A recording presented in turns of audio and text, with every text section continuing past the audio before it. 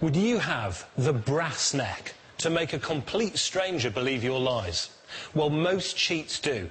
And those tales, they could range from a tiny fib to cooking up a grand scam.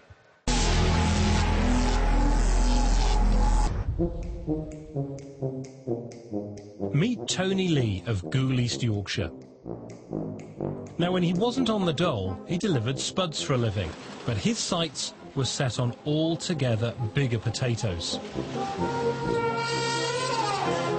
One day, our boy Lee came up with a smart idea for a fiddle. He was going to sell a building he didn't even own. Not just any old building, mind, but London's world-famous Ritz Hotel.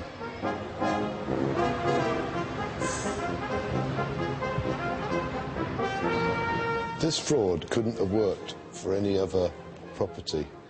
He's got to be clever to get away with this. He almost did get away with it. Lorry driver Lee always had ambitions beyond delivering potatoes. But it wasn't until he met a charismatic retired contracts manager, Patrick Dolan, that he came up with the means.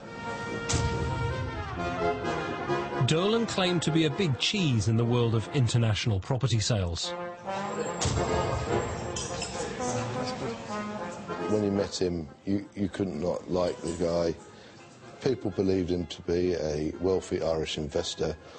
He talked about jobs, and so therefore he built up a network of contacts.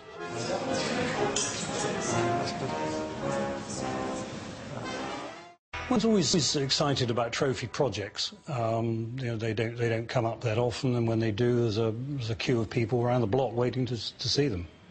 And we knew that we could support it with finance. But it seemed kosher. Oh, very much.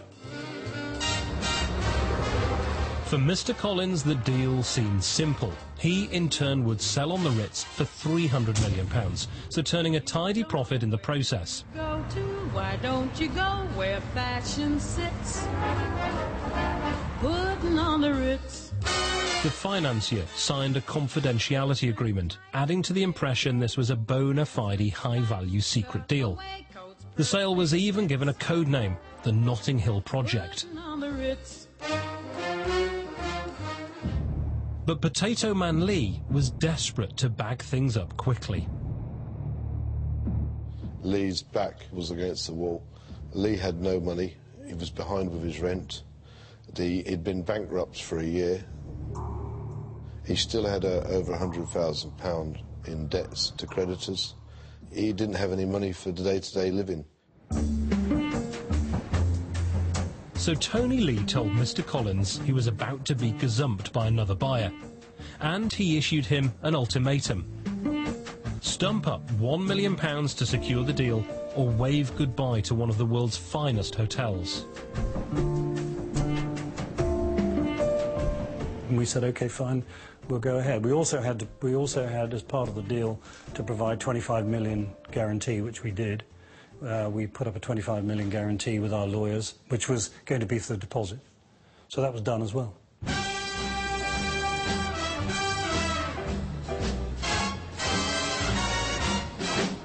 So, transferred straight into Tony Lee's bank account, £1 million.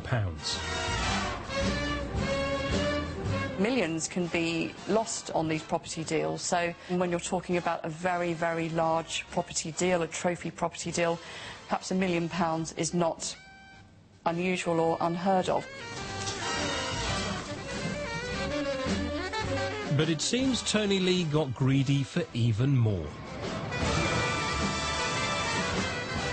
Collins then met with Lee and Dolan at the Mayfair Hotel. He was expecting to finalise the sale, but instead Lee turned round to him and said the price of the deal had just gone up to £470 million. It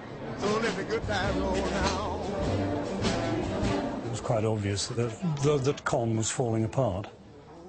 And I left and went across to the Ritz and had a cup of tea and thought about it. My instinct was that we've been shafted here.